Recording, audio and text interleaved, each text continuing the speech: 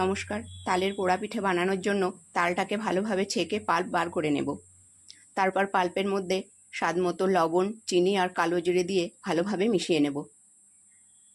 এরপর এর মধ্যে 2 বাটি আটা দিয়ে ভালোভাবে এটা মেখে নেব। এটা মাখা হয়ে গেলে নিয়ে নেব কলাপাতা। আগে থেকে কলাপাতাগুলোকে পিস করে কেটে ধুয়ে ভালোভাবে মুছে নিয়েছি। এবার কিছুটা মিশ্রণ এর মধ্যে দিয়ে লম্বা করে পাতিয়ে দেব। এটা পাতিয়ে দেওয়া হয়ে গেলে উপর থেকে একটা কলাপাতা দিয়ে এইভাবে ঢেকে দেব। দিয়ে একটা বেলান দিয়ে হালকা হাতে একটু বেলে নেব।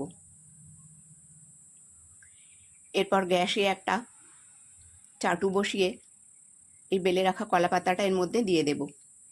তারপর গ্যাসের ফ্লেমটা মিডিয়াম টু লো টু মিডিয়ামে রেখে বেশ কিছু সময় ধরে উল্টে পাল্টে এগুলোকে সেঁকে নেব। কিছু সময় পর এটা হয়ে গেছে। এবার এটা আমি উঠিয়ে নেব। ভিডিও ভালো লাগলে প্লিজ সাবস্ক্রাইব। ধন্যবাদ।